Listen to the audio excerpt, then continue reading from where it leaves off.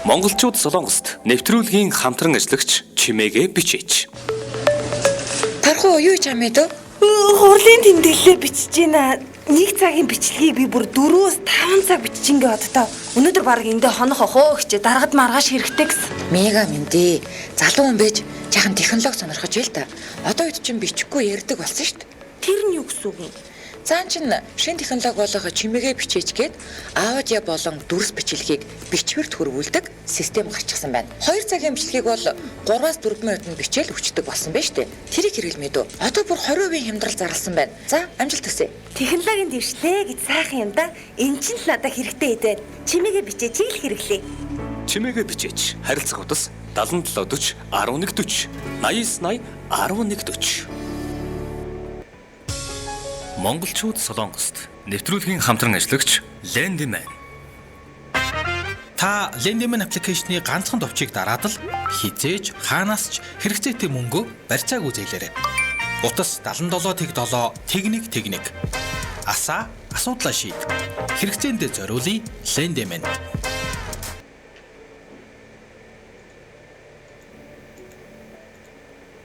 Солонгос ажилд амьдарч байгаа та бүхэнд энэ өдөр мэндийг хүргэе. Өнөөдөр 2021 оны 7 дугаар сарын 8-ны өдөр пүрэв гараг Сөүл хотыг одоо 12 цаг 17 минут болсон байна. Ахаа болон сонирхолтой сэдвийн тухай ярилцдаг монголчууд Солонгос нэвтрүүлэг маань эхэлж байна. Эфирт хөтлөгч Чимбат Чанцаанаар ажиллаж байна. Өнөөдрийн сэдвийн үед таны дуртай санал болгох Korean drama юу вэ гэсэн сэдвээр ярилцсан. Манай эфирийн утас Тэг 7641 1941 гэсэн дугаарлуудаар залгаарай. За бүгдэнд нь өдрийн мэндийг хүргэе. Ганаагаар өдрийн мэнд гурваа гэсэн байна. Тэр өдөр бас өдрийн мэндийг хүргэсэн байна. За өдрийн мэнд цайны цаг нас болж байгаа ах. Ямар хоолунд эцэцгээж энэ сонь сайхан юу байна? Удахгүй бит хоёр ээлж амралтайгаа явлаа штэ.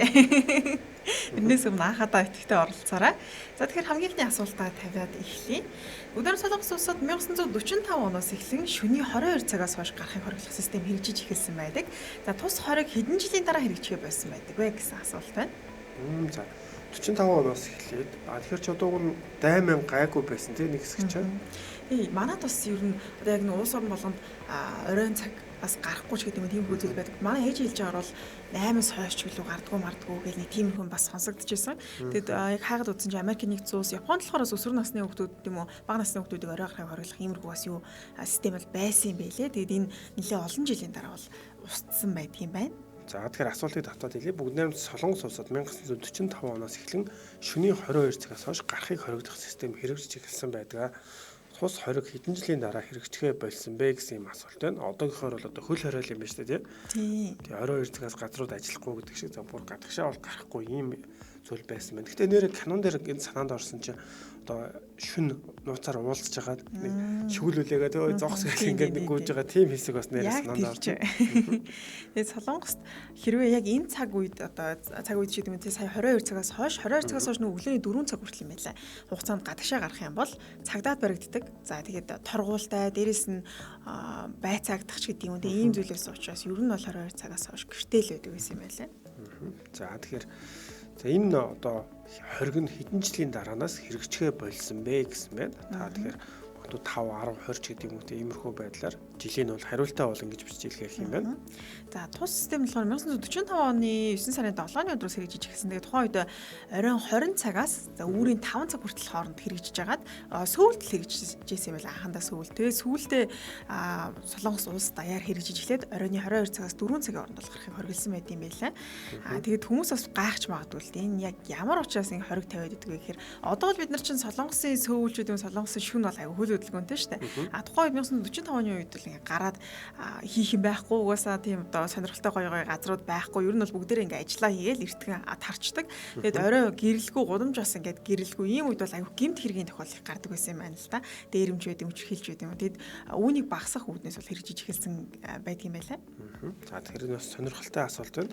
Энэ 45 оноос өмнө гэх юм бол Японы дардлын үед бол бүр л одоо хэцүү тийм маш олон зүйл хоригддаг байсан баг. Тэгэхээр тухайн үед бол хүмүүс тэндээсээ гараад за зөвхөн 10-аас хойш гэрээс гарахгүй гэхээр бас ч гэж ер нь бол нэг хүн дээр хүлээж аваагүй болов гэж таамаглаж байна.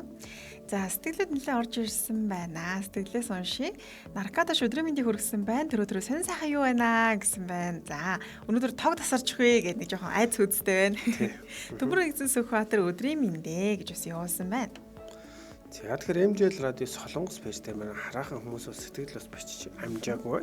Жошо Болдотор 18 жилийн дараа гэсэн байна.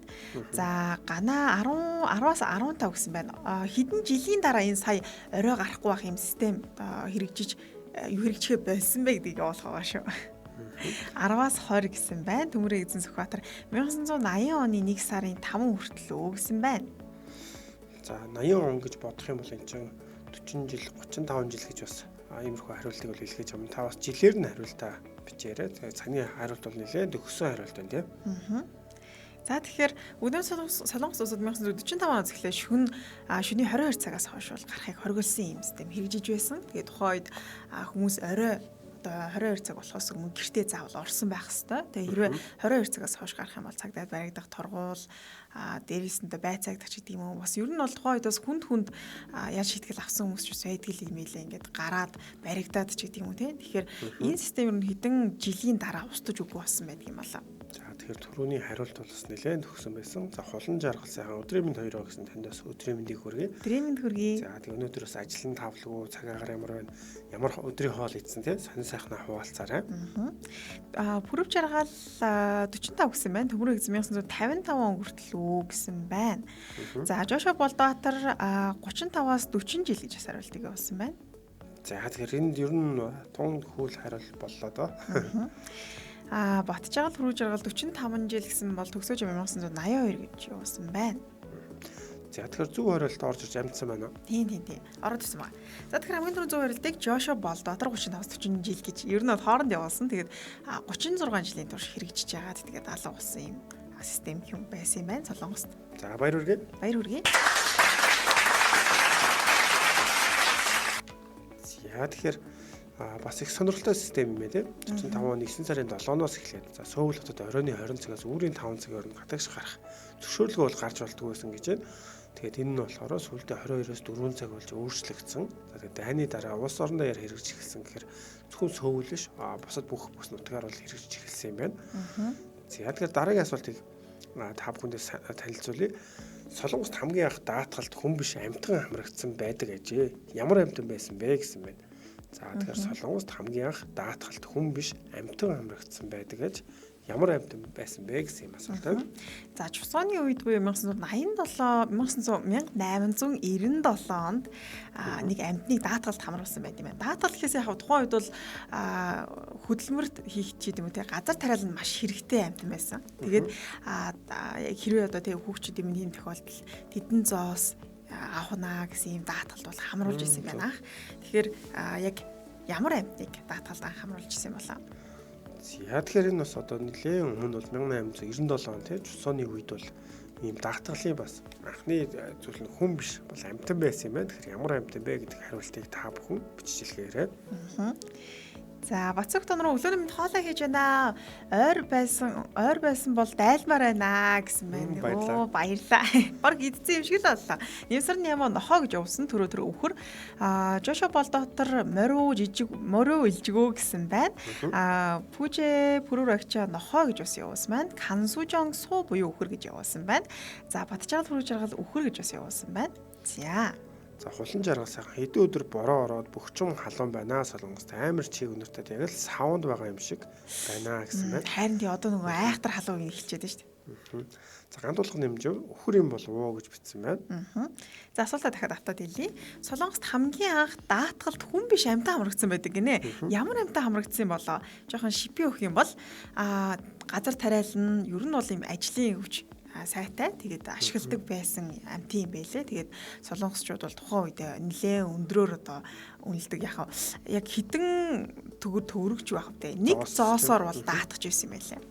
За тэгэхээр тухайн үед одоо амжиргааны гол хэрэгслэн тийм ээ бас ямар нэгэн амьтан байсан байх нь. Тэгээд тэр амьтан нэр зурдаа гэдэг ямар нэгэн байдлаар өгчих юм бол амжиргаа нь бас хэцүүдэг учраас нэг зоосоор л ингэж даатгуулдаг байсан юм тийм. Пүжэ пүрүр агчаа адуу гэж бас явуулсан байна. За тэгэхээр ер нь бол маш эрт бол даатгалыг бол хийж үзчихсэн юм байна. Түүхэндээ тийм байт юм байна. Би бас гайхсан амьтан анх даатгсан гэхээр яг яагаад даатгсан юм бол гэсэн чинь тэр газар тариаланд л айгүй хэрэгтэй амьтан байсан юм байл л дээ. За тэгэхээр зөв хариулт бол орж ирсэн байна. За тэгэхээр хамгийн түрүү зөв хариултыг төрөө өхөр гэж явуулсан байна. За хамгийн түрүүнд зөв хариултыг ганц тулга нэмж өв. Үхэр юм болов уу гэж утсан байна. Баяр хүргэе. Баяр хүргэе. За тэгэхээр хамгийн анх бол үхрийг бол 1897 онд бол даатгажсэн бас юм сонирхолтой баримт бол байдаг юм байна. Тэгэхээр тухайн үед бол айлтгүй газар тариаланд хүмүүсийн амжиргааг бол энэ амтан бол залгуулдаг учраас энийг даатгуулж исэн ийм тохиолдол байд юм байна. За үргэлжлүүлэн дараагийн асуултаа тавья. За дараагийн асуулт бол зурган дээрх зүйл юу вэ гэсэн асуулт байна. Зурган дээрх зүйл юу вэ? За өчигдөр оройн нэвтрүүлгийг үзсэн хүмүүс уг нь таанда. За тэгэхээр магадгүй зарим хүмүүсийн маань хувьд нэлээд амархан санагдаж магадгүй. Гэхдээ ер нь бол Европ, за бусад Америк ийм оронд байдаг хүмүүс, за Филиппин гэдэг тийм ийм зүйлийг бол огт таахгүй байлаа. Гэхдээ Монгол яг Солонгос явж үзэг хүмүүс бас мэдэхгүй байж магадгүй тий. За гана цаасан аяг гэж уусан байна. За тэгэхээр асуултын хувьд бол зурган дээр харагдаж байгаа зүйл юу вэ гэсэн юм асуулт байна. Яг анх харахад нэг тийм надад бол яг хариултаас өөрөөр харагдлаа гэхэд нэг тийм алчуур ч юм уу те юм арчдаг эсвэл нөгөө гоо сахны нүүр цэвэрлдэг юм хөөн байдаг шүү дээ те тэр шиг холоос харахад би одоо холоос хараад тэгж харагдаж байна. За тэгэхээр Монголд бол энэ зүйлийг мань хараахан хэрэгэлдэггүй юм байлээ. Өчигдөр бас хүмүүсээс одоо ажлынхнаасаа сонирхож үзсэн. Энэ зүйлийг бол одоогоор бол Монголд хэрэгэлдэггүй ийм зүйл юм байлээ. За утга төмөр аяг гэж юусан байна Жошо Болтотор. Нэг удаагийн хундаг гинэ. За тэгэхээр дэлгэцэнд харж байгаа зурган дээрх зүйл юу юм болоо? За хэлбэрээр дүрслэх юм бол дөрвөлжин одоо хайрцагтай байх шиг байна тийм. За тэгээд наан нь бол бас задлаа тавьчихсан. Одоо энэ цаас бол харагдаж байгаа. Ийм жоохон шипи өгөх юм бол нэг удаагийн хэрэглээ нэг удаа хэрэглээл тэгэл хайдаг байна. За тэгэхээр өчигдөр бас энэ тухай мэдээллийг видеог бол хүргэсэн. Тэгээ энэ дээр бол за зарим солонгост хэрэгэлдэг тийм өшөө бусад орнд хэрэгэлдэг ийм зүйлүүд бас нэлээд их байгаад байлаа. Тийм. Солонгост чи ер нь бас бусад улс орнд хэрэгэлдэг сонин техник технологийн хөгжилтэй холбоотой зүйлс бол их байдаг юм шиг байлаа шүү дээ. Би л тэр дотор нь хөгжил дотор нь орцсон байгаагаа мэдэхгүй анзаарахгүй. Тэгээд яг бичлэг үзэнгүүт чинь хүмүүс бүр мэдэхгүй. Тэгээд та сая асуусан шүү дээ. Амраагч хинээс мөг ах хоёроос асуусан лөө тий. Тэгсэн чинь мэдэхгүй байна. Тэгвэл бас арай өөр байдаг юм шиг байна даа гэдэг. Тий одоо өшөө гэх юм бол бид нэр хоолны газар очихдоо ингэж бэл тий одоо тийм төвчлөөр дээр дараа зөөгчөө дууддаг. Тэгэхээр энийг бол бас солонгосчууд илүү төлхөө хэрэглээд тэгээ бусад ер нь орнуудад бас төгсөж байгаа ийм соёл байгаа. Монголын хувьд бол яг солонгостоос харьцангуй ойрхон гэдэг утгаараа амархан бол ер нь бол одоо ороод ирсэн болов уу гэж бодсон. Хиро цэвэр усны хажууд байдаг гэсэн байна. За тэгэхээр манай сонсогчдын хувьд бол нэг асуудал байсангүй тийм. Прорагчаа салбетик гинэ. Салбетик арай биш байна. За тэгэхээр энэ асуултын хувьд бол за та бүхний бас яг хэлсэн шиг цаасаа яг бол мөн байна тийм. За тэгэхээр хамгийн түрүүнд зөв хариултыг гана явуулсан байна. За MJL радио Солонгос пэйж дээр хулан жаргал сайхан зөв хариулт хэлгээсэн байна. За баяр хүргэе. За баяр хүргэе. За солонгосоор болохоор хан мөгөм коп гэдэг. За хан гэдэг маань нэг мөгөм гэхээр одоо нэг балгыг хэлж байгаа. Коп гэхээр аяга. Тэгэхээр яг нэг балаг ус уух зорилт юм жижигхэн нэг удаагийн аяг гэж хэлж болно. За энэ бол солонгост өргөн дэлгэр ер нь бол хаан ус цэвэршүүлэгчэн дээр ингээд тавьсан байж байдаг. Их сургуульд бол баг байн өдөр болгон хардаг байсан. За тэгээ надаа энийг бол харахад бол яг тийм юу санагдсан л да. Им уух за эсвэл яг ажил хийж байгаа цангасан үед бол маш их хэрэг болдог. Гэхдээ одоогор Монголд бас юм байхгүй байгаа нь бас жоохон харамсалтай тий. Одоо олон нийтийн үйлчлэгийн газар бол ингээ байж ах мөлгөө орж ирээд бас хийгээд аваад уух юм бол тэгээд доошоо хогоо ичдэг. Надад бол энэ цаасаа бол маш их таалагддаг. За тэгэхээр үргэлжлүүлэн дараагийн асуултаа тавиад нэвтрүүлгийг хамтран ажиллаж танилцуулъя. За дараагийн асуулт солонгосчуудын хамгийн дуртай цэцэг гэсэн асуулт байна. Солонгосчуудын хамгийн дуртай цэцэг. Өчигдөр бас судалгаа нэлээ хайж үзээд тэгсэн чинь солонгосчуудын хамгийн дуртай цэцэг гээд 4-5 судалгаан дээр бүр нэгдүгээр байрт жагсан ийм цэцэг байдаг юм байна. Тэгэхээр ямар цэцэг солонгосчууд хамгийн их дуртай байдаг юм болоо? За хамтка түрүүний асуултын хариулт нэг удаагийн усны аяг гэж хэллээсэн байна. За ингээд та бүхэн хариулт хэлгээж хор нэвтрүүлгийн хамтран ажиллаж танилцуулъя. Манай нэвтрүүлгийн хамтран ажиллагчаар чимээгээ бичээж хамтран ажиллаж байна. За чимээгээ бичээчний хувьд бол хүний хэл яриаг таних технологи байгаа. За тэгээд чимээгээ системийн хувьд бол баг Монголд анхлан ийм одоо системийг гаргаж ирсэн. За тэгээд чанартай аудиог бол 97% зөв таньж кирилл бичвэрт бол кирилл бичвэрт бол буулгадаг байгаа. Тэгээ юу юм дээр ашиглах боломжтой гэвэл хурлын одоо тайлан тэр хурал сонсоод тайлаг нь бичдэг.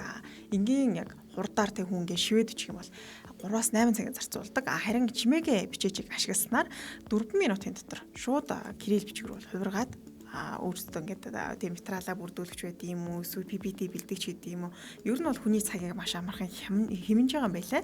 Тэгээд хэрэглэгдэж байгаа салбар нь гэх юм бол төрийн байгууллагад хэрэгжилж болно, эмнэлэг, за олон нийтийн хэвлэл мэдээлэл, банк санхүү даатгал, худалдааны байгууллага хүн хэрэгжилж болно. Тэгээд бидний хувьд бол бас адилхан хадмал хийхдээ хэрэгжилж байгаа. Тэгээд эргэн тойрны найзуудаасаа ч гэдэг юм солонгосууд найзуудаасаа асуухаар хадмал бас хийхэд айгүй ашиглаж байгаа юм байлаа. Тэгээд өөрийнхөө одоо тий ярьсан зүйлийг дараа нь ингээд сонсоод нэг бүрчлэн бичиж хадмал хийхгүйгээр энэ чимээгээ бичээчийг ашигласнаар маш хурдан бэлэн текстийг тань гаргаж өгөөд тэгээд та тэрийг зүгээр copy pastelаад одоо бичлэгийн янзлахтаа оруулах боломжтой болчихж байгаа гэсэн үг. За тэгээд холбоо тооцны дугаар 8980 1140 8980 1140 гэсэн дугаарлаа холбогдоод эдгэрэнгүй мэдээллийг авах боломжтой байгаа шүү. За тэгэхээр би өчигдөр бас та бүхэнд туршилтаар одоо яриад нэний болохоор текст рүү буулгаж үзсэн бол өнөөдөр бичвэрийг за ярианд хувирах энийг бол туршаад үзье. Тэгэхээр энэ дээр бол за 4 төрлийн туршилт бол хийх боломжтой байгаа. Чимээгээ зэг эмэн гэж ороод яриагаа бол оруулаад одоо дуу хоолойгоор уншуулж болж байгаа. Яриаг бас мөн бичвэрт хуулгана. Англиас монгол руу орчуулна, монголоос англи руу орчуулах гэдэг юм байгаа. Тэгэхээр өнөөдөр бүгдээрээ яриагаа бас бичвэр болгоод үзье тийм. За тэгээ өдөр болгоныг сайхан туршилт хийгээд байгаа шүү дээ.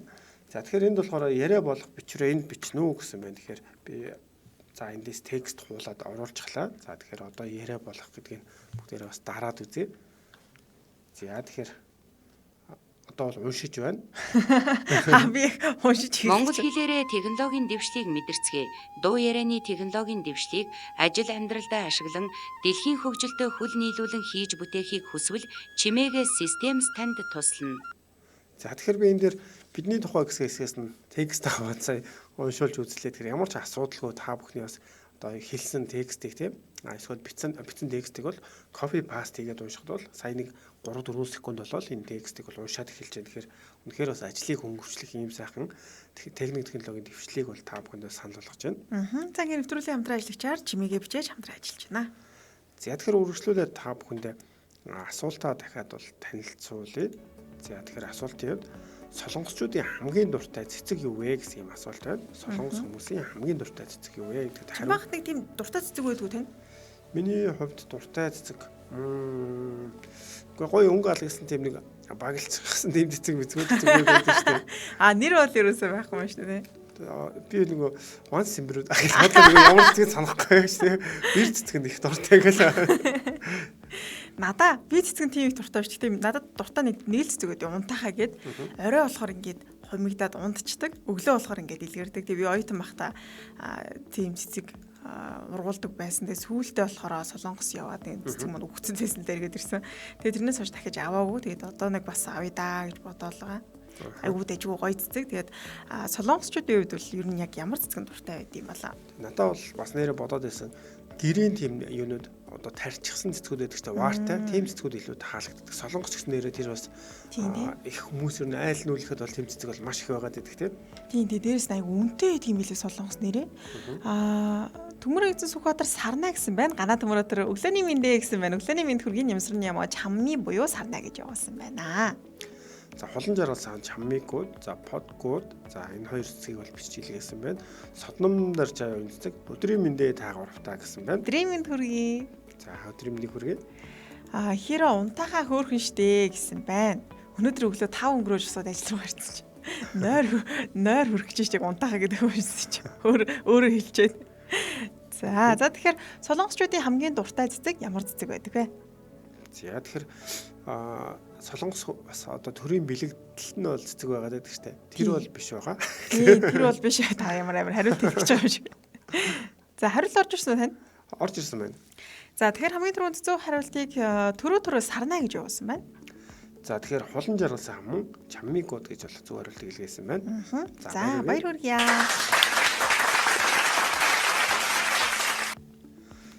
За тэгэхээр солонгос хүмүүс бол ер нь хамгийн их дуртай цэцэг бол ер нь монголч гэсэн баг адилхан байгаа. Сарнай цэцгэн ер нь хүмүүс их дуртай байдаг. Маш их ихээр бэлгэлдэг. Тэгээд бас бэлгэдлийн хувьд ялгаагүй тийм юу нэлээд авч үздэг юм байлээ. Намайг нэг удаа бас их нэртэй цэцэг авах гээд тэгээд асуусан чинь одоо хэдээрүүлээ нэг сонгоогоор ямар ч байсан боож өгч байсан. Тэгээд энэ илүү гоё бэлэгдэлтэйгээд. Харин тэр чинь бас нэлээд утгатай байд юм л шүү дээ. Юу гэлээ нэг байхаар үнсээ ч гэдэг л юу. Арай өөр олон утгатай байдаг гэсэн. Цагаан байхаараа найс нөхөрлөлийг илтгэсэн. Тэгээд 5 11 гэ тэр хоёрыг бол нэлээд юм тийм найзсгуудын зүгээрчлөө тэгж хэлжсэн санагдаж байна. За тэгэхээр үргэлжлүүлэн дараагийн асуултаа асууя. Маймуни маккида гэж ямар утгатай хэлц үг вэ? Маймуни маккида гэж ямар утгатай хэлц үг вэ? За тэгэхээр солонгос хүмүүс бас юм хэлц үг бол нэлээд их ашигладаг байгаа тийм. Тэгэхээр бидний хувьд энэ тий ямар үед тулгарх вэ гэхээр яг зөв энгийн амьдрал дээр нэг дархан ч юм уу ингэж одоо хэлц үгээр хэлээд ах нь ховор боловч одоо шалгалт өгч гэдэг юм уу тий. Бусад үзүүлэлт дээр бол ийм үгийг бол маш их орж ирдэг байгаа. За тэгэхээр маймуни маккида гэж юу гэсэн үг вэ? Ямар утгатай хэлц үг вэ? Энийг гэхдээ ер нь бол нэлээд ашиглагддаг байсан нэрийг нэр солонгос хүмүүс маймуни маккё гэж ярьдаг. Ер нь бол эгч нартай хамт ажилладаг байсан болохоор айгүйх тийж ярьдаг байсан. Тэгээд мэдэх баха өргөн хэрэглэгддэг үг учраас нэмсэр нь яма хэлэх үггүй болчихлоо гэсэн байна. За би бас монголоор иймэрхүү төхөө одоо юм зүрэг юу байж болох вэ бодцыг одоохондоо бол санаанд орж ирэхгүй. Гэхдээ ер нь бол Монголтай бусад үгнүүд бол их ороод ирээд идэгсээ тийм монгол зүрэг үгтэй тий. Нэр манайчууд яг тиймэрхүү утгатай хэл зүрэг юм уу тий? Тий. Ер нь зөв өөр үгнүүдээр ингээд ямарч нэг монголоор инүүнтэй гэдэг орчуулахаар яг жоохон зарим үгнүүд болохгүй гэдэг штэ нэг сайн бууж өгөхгүй. Тэгвэл монголоор нэг иймэрхүү зүрхтэй ойролцоо утгатай гэдэг тэгэхээр хүмүүс ойлгоход их амар байгаад байдаг санагддаг. Улан жаргал сайхан үгээ зайлгах гэж бас явуулсан байна. За тэгэхээр манай сонсогчдын хувьд бол бас илүү тийм сайн мэдчих шүү. Омгшилтай юм хөрдө хэлгүй бол дөхөх юм шүү гэсэн байна. За тэгэхээр хэлц үгийн хувьд ямар утгатай вэ гэсэн юм асуулт байна. За тэгээ маймуни маккида гэдэг маань кри маккиотто. Кри маккиоссо гэвэл одоо зам бөглөрсөн маа хэлдэг шүү дээ тий. Тэгэхээр ийм бөглөрөх, таглах ч гэдэг юм тийм иймэрхүү утгатай. Тэгээд маймуни маккида гэхээр яг ямархуу утгыг илэрхийлдэг юм болоо. За тэгэхээр нэг асуулт бас үлдсэн юм байна. Тэгвэл хоёул энэ асуултаа зарлаад дараагийнхаа амжуулчид өчтөр болохоор 5 асуулт асуусан тийм. За тэгэхээр хамгийн түрүүнд зөв хариултыг хийн явуулсныг харъя. Нэмсүр нэмөө явуулсан багш маань хэлэх үггүй болох гэсэн байна. За мөн хулан жаргал сайхан илгээсэн байна. Баяр хүргэе. За тэгэхээр хэлэх үггүй болох гэдэг ийм хэлц үг юм байна. За тэгэхээр дараагийн асуултыг та бүхэнд танилцуулъя. Солонгост хүний нэрийг улаан өнгөөр тэмдэглэдэггүй ажээ. Яг ямар учраас улаан өнгөөр хүний нэрийг бичдэг вэ гэсэн ийм асуулт байна. За магадгүй та бүхнээс ажил хийж байгаад одоо бал байхгүй ойрхон байгаа улаан балаар ч юм уу те хүний нэр биччихвэл бас асуудалд орох нэ гэдэг. Яагаад бас ингэж одоо улаан өнгөөр нэрийг нь бичдэггүй юм болоо. Тэгээ чимээхээр хүний нэрийг улаан өнгөөр бичиж үзчихсэн үү? Манайд бас адилхан тэгж яригдаад байдаг санагдаад байхгүй юу? Тийм ээ. Яг зүгээр би зарим тохиолдолд одоо тийм анзаарахгүй ч юм уу яг нэр ч юм уу зүгээр ингээд юмнууд биччихсэн тохиолдол байгаа бах. Гэхдээ харцсангуй гайг байна. Ямар ч солонгос хүн нэг ингэж бичээд асуудалд орсон тийм зүйл арай байхгүй. Гэхдээ гайгүй хоног асуудал бол орохгүй л байх л да. Гэхдээ солонгосчуудын дунд ер нь улс орон болгонд нэг тийм байдаг штэ тий. Тэгвэл ийм болохгүй, ингэж болдгоо, тэгж болдгоо гэд. Тэгээд хайгаад үзсэн чинь солонгосчууд бол хүний нэрийг ер нь улаан өнгөөр бичиж тэмдэглэдэггүй юм билээ. За хулан жаргалсаа өнөөдөр яасан одтой байна гэсэн байна. За түрүү насварсан хүн гэсэн байна. За Төмөр нэгдсэн Сүхбаатар хэл яриа миний юу эслэгдчихлээ. Хэл яриа гацах гэж түрүүний дээр бас хариултыг явуулсан байна. Нэмсэр нэмэ насварсан хүний нэрийг бичдэгэ гэсэн байна. Пүүжээ бүрээр агчаа насварсан хүний нэр улаанаараа бичдэгвэ гэсэн. Сөгчмөг Монголд бас тэгдгээ насварсан хүнийг тийш тэмдэглэж бичдэг гээд байсан да гэсэн байна. За тэгэхээр улаан өнгөөр бол ер нь хүний нэрийг бол бичдэг юм байна. Тэгээд шалтгааны нь яг нь Азийн орнуудад бас түгээмэл ийм соёл болоо магадгүй өөр улсын хүмүүс бас энийг бол төдийлөн анзаарахгүй байж магадгүй тийм. За тэгэхээр Солонгост хүний нэрийг ерөөсөө улаан өнгөөр бичиж тэмдэглэдэггүй. Тэгээд ямар учраас улаан өнгөөр бичиж тэмдэглэдэг юм болоо? Хулан жаргал сайхан нас барсан хүний нэрийг улаанаар сэлдэг гэж үздэг шиг санаж байна гэсэн байна. Гэтэл манайхаа аюу мэдлэгтэй байгаад байгаа юм да. За тэгэхээр ямар ч байсан улаан өнгөөр хүний нэрийг бас бичдэг юм байна. Тэгэхээр шалтгаан нь гэх юм бол улаан өнгөөр хүний нэр бичвэл өхөн гэж үздэг гэсэн байна. За тэгэхээр хамгийн түрүүнд төрөө бас явуулсан байна. Асуурсан гэдэг утгаар нь бичсэн байна. Гэхдээ ер нь бол адилхан асуурсан хүний нэрийг улаанаар бичдэг. Эсвэл улаанаар бичиж байгаа нь өөрөө тэр хүнийг одоо тий нэг төрлийн хараач гэдэг юм уу. Тиймэрхүү утгатай учраас ер нь л өвхөлтэй холбоотой байдаг учраас улаанаар л бичдэг юм байна. За тэгэхээр хамгийн түрүүнд зөв хариултыг мөн л одоо хулан жаргал сайхан маань илгээсэн байна. Төрөө явуулсан байна. За тэгэхээр баяр хүргэе. Баяр хүргэе. За тэгэхээр улаан өнгө дээр бол та бүхэн бас анхаарах хэрэгтэй юм байна. За тэгэхээр үргэлжлүүлээд асуулт хариулт маань бол энэ хүртэл хүрээд өндөрлөж байгаа. Үргэлжлүүлээд та бүхэн тэгээ сэдвийн тухай бол ярилцдаг байгаа. Тэгээ өнөөдрийн ярилцах сэдвүүд таны дуртай санал болгох корейн драма юу вэ гэсэн байна. За тэгэхээр одоо бас жишээ нь Монголд гэхэд бол 9 хоног тийм одоо бүх нийтээр амрах юм амралтын өдөр тохиож байгаа. Тэгэхээр магадгүй та бүхний үзсэн санал болгох ийм кинонуудыг хэлэх юм бол бас үзэх болно гэж бодож байна. За ханц суруу авирмад анхудаа сонсч ийн мэдгүй юм да гэсэн байна. За нэвтрүүлэг маань Солонгостойгоо монголчуудад зориулсан нэвтрүүлэг учраас зөвхөн Солонгос оронтой холбоотой асуултуудыг тавьдаг байгаа. Тухайн улс орны талаар, тухайн улс орны соёлын ялгааш гэдэг юм те тиймэрхүү асуултуудыг тавьж явдаг аахаа бас сэдвтэй нэвтрүүлэг байгаа шүү. За тэгэхээр манай Чанцаагийн одоо Корейн драма санал болгож игүүл чи ямар кино хамгийн гоё санал болгох вэ? Токкеби айгуу гоё байсан шүү дээ. Гоблин эсвэл Ажоши гэдэг кино байдаг. Тэр бас айгуу драма шүү, драма. Ажоши драма юу те? Тийм драма. Тэр драма бас айгуу гоё кино байсан. Тэгээд Индапара гэдэг рефлигийн цувралууд байгаа шүү дээ. 1988, 1997 гэдэг. Тэр цувралууд бас үнэхээр монголоор бол ер нь дурсамж гэж орчуулад тах шиг байсан тийм. Тийм, дурсамж 1988 гэж орчуулад. 92 гэдэг бас тийм цувралууд байгаа. Тэр дурсамж бол нэрээ надад их таалагдсан. Ягаад бол гэр бүлэрээ үзэх тийм нэг манай найз бас тэгжсэн. Ямар нэгэн одоо эсрэг дүр байхгүй.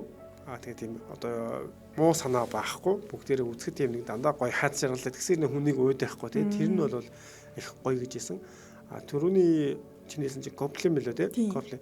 Тэрний би дуун дуртай нь үзэж амжаагүй нэрээ. Оо тийм. Тэр өстө гоё кино байсан шүү дээ. Сүүлд болохоор би яг айгүй чимаа гэд мэдж байгаа ч гэсэн гэд киног үзэж байгаа. 10 ангитай драма. Үнэхээр сонирхолтой санагдаад би өөрөө тэр яг манганаас хөдөлсөн кино байхгүй. Тэгээд тэрийг уншижсэн одоо комикийг уншижсэн учраас таалагдаад сүүлийн өдөр болгон үзэж байгаа. Бас Сэлгэр өн Исаасын гол гэдэг яг эмчнэрийн тухай юм амьдралыг харуулсан. 2 сизонтэй одоо яг 2 дахь сизон нь явж байгаа. Тэр кино айгүй сонирхолтой кино байсан. За тэгэхээр би хамтран ажил байгуулахаа мэдээллийг хүргээд тэгээ өргөжлүүлээд энэ сэдвэрээ бас ярилцах байгаа. За манай нэвтрүүлгийн хамтран ажиллагчаар Ленцэг Эмэн байгаа. За Ленцэг Эмэний хувьд одоо энэ бүх одоо таны санхүүгийн асуудлыг цахимаар шийдээд тэгээд өөртөө зориулах цагийг өөртөө нь үлдээе гэсэн юм уриатайгаар за ийм болол үйл ажиллагаа эрхэлдэг. Тэгэхээр энэ ямар үйлчлэгээ байдаг вэхээр та бас гар утасны аппликейшнийг ашиглаад мөнгө зээлэх, шилжүүлэг хийх, худалдан авалт хийх ийм боломжуудыг бол олгодог.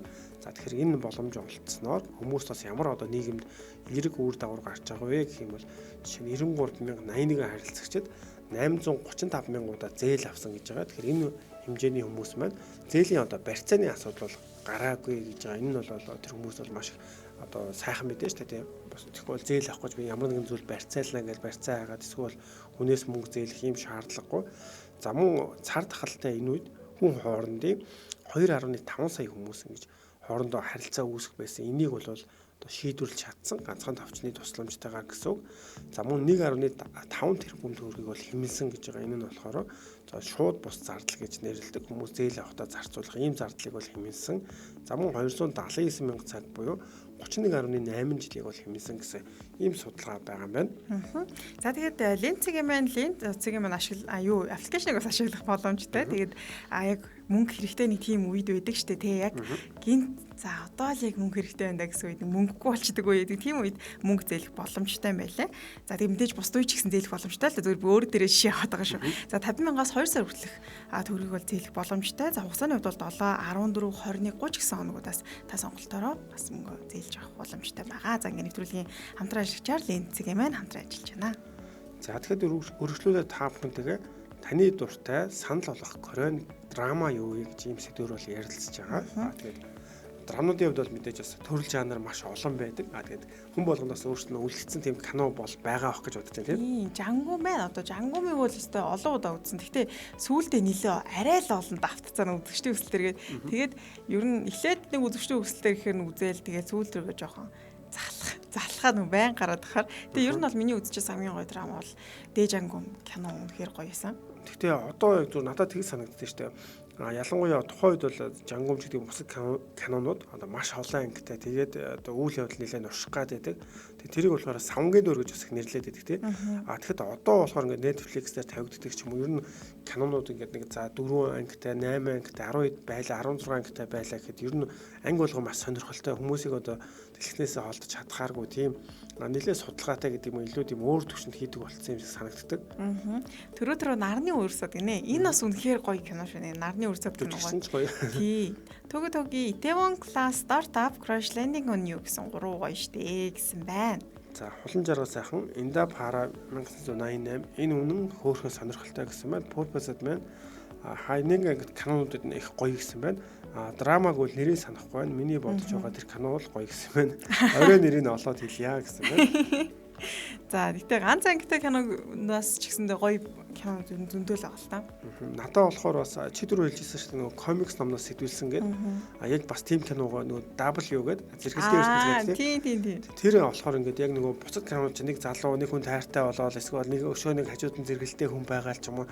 За эсвэл нэг гэмт хэрэгтэй цагдаа нар мөрдөөд юм уу. Нэг иймэрхүү кинонууд байдаг бол яг энэ кинонууд бол тис өөр. Одоо яг зохиогч нь ингээд яг одоо манайхаар болохоор комикс ном ингэж зурдаг байж байгаа. Тэр номных нь одоо хүмүүс нь өөрсдийн ингэж үйл явдал руугаа татаж оруулаад тий зохиогчийг болон охиныг тэгснэр болохоор үйл явдал нь ингээд нэг хоёр зэрэгэлдээ өрсөнд өрнөдөг. Нөгөө тэндээс бас цоврал алуурчин тэр комикс номноос гарч ирж байгаа тий. Тиймэрхүү зүйлүүд нь бол яг төсөөлөхөд одоо дараагийн анги нь яах болдоо гэхэд бол одоо огт таах аргагүй тий. Тийм байдлаар болсон. Тэрийг бүр үзэж дуусгасан уу? Дуусгасан. Би яг үзэж байгаа талаас нь үзэх байлаа. Яагаад? Жог сонирхолтой болоод. Тийм надад бол тэр айгүй сонирхолтой байсан гот дууссан шүү дээ. Тий. Энд арай өөр яасан юм шиг. Надад болохоор жоохон сүүл рүүгээ нэг тийм ойлгомжтой юм санагдаад. Уг нь яг сэдвэн ч гэдэг юм айгүй сонирхолтой байсан л зэрэгэлдээ ертөнцийн комик номоор орох боломжгүй шүү дээ. Тэгээд айгүй царайлаг комик номны дүр ингээ гарч ирэл. Дурлалтж байгаа. Тэр бол айгүй сонирхолтой байсан. Нэмсрын юм 90-ад оны драм үзэхээр солонгосчуудын тэр үеийн амьдралыг үзээд сонирн байдгаа бас их мэдэж авдгаа гэсэн байна. Төрөө нутаггүй эргэж байсан байна. 90-ад оны драма гэдэг үл одоо төлөөлж ямар драма байгаа лээ? Анхны хайр юм болов? Анхны хайр ч одоо 90-ад оных болов тий. Илсэн цаг байна. Тэгээд тухайн зарим нь бол яг тийм тухайн байна тий. Зарим нь бол дараа нь гарсан ч гэсэн одоо арай өмнөх цагийг харуулдаг кинонд байдаг шүү дээ тий. Тэгээд тэр бас илүү сонирхолтой байдаг болоо. Сэргэлэн охин Янсон бас ерөөс толгоос мартагддаг. Дууны онгот шууд таадаг. Надад тэр юу гэдэг чинь Пүбүсэгийн хосуудын ертөнц тэр бас үзсэд таалагдсан. Ягаад гэвэл тэг ингээд нэг дандаа бас энгийн кино үзэж хагаад нэг жанрын өөрчлөнгүүд бас их сонирхолтой. Хосуудын хувьд бол жишээ нэг яадгүйгээд тэр бол надад бас их таалагдсан шүү. Penthouse ч одоо бүр айхтар юм болоод байгаа юм шүү те. Penthouse 3-ыг нэр ерөөсөө одоо олж үзээгүй л явж байна. 2 хүртэл үзсэн мó те. Тэг 2-ыг бол уг нь тухайн үед нэг л дуусгаал яваад байсан. 3 дээр ерөөсөө амжихгүй л лээ. Би тэгтээ Penthouse үздэг шүү. Гэтэ ер нь бол зүгээр ингээд мэдээг нь уншингууд ойлгогдчих тийм аа ийм марж ингээл тэр мэдээг нь хараад өнгөрдөг. Тэгээс яг зорж бол үзэж байгаагүй. Манай гэрийн хайр Penthouse-д орцсон. Бөөнөрөө орой гэртээ харахаар үзээс уцааж байдаг шүү.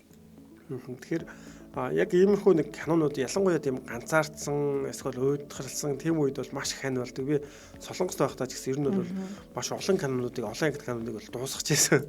За гараа Төмрөтөр анх жангум гараад бүүн болж байхад Солонгосоос ихнэрт утас ирдэг юм. Тэгсэн жангумын ая суугдсан байж үлээ. Автобус нь дуудлага ирэхэд хүмүүс хоо гээл янз юм байж үлээ. Өнөр тийштэй. Би бас миний найзсгүй 9 сүлд үнэг гээд тэр кинонд үнэхээр дуртай. Тэгээ киноных нь одоо аяыг нь авах гэсэн чинь тухайн үед чинь ингээд бас авах боломжгүй байгаадсан. Тэгсэн чинь манай ангийн юу яг тийм аятай. Тэгээ би гуйгаа 500 төгрөг өгж бүлэгт дээр татаж авчихсан шүү дээ утаснаас нь. Харин тийм дуу 300-аар ч илүү суулгаж өгнө гэж тийм газрууд байдаг байсан шүү дээ тий. Ааха. За ингээд нэвтрүүлэг маань төрөд өндөрлж जैन бит хоёртай хамт байсан бүх сонсогч нартай маш их баярлалаа. Удахгүй оройны Солонгон орноор нэвтрүүлгээр иргэн уулзлаа. Тэр баяртай өдрийг сайхан өнгөрүүлээрэй. За түр баяртай. Монголчууд Солонгост нэвтрүүлгийн хамтран ажиллагч чимээгээ бичээч. Тархуу юу ч амээд Хурлын тэмдэглэлээ бичиж байна. Нэг цагийн бичлэгийг би бүр 4-5 цаг бичиж ингээ бодтоо. Өнөөдөр баг ингээ хонох охоо гэж дарагад маргааш хэрэгтэй гэсэн. мега мэдээ. Залуу хүн байж жаахан технологи сонирхож байл та. Одоо үед чинь бичихгүй ярьдаг болсон шүү дээ. Тэр нь юу гэсэн үг юм?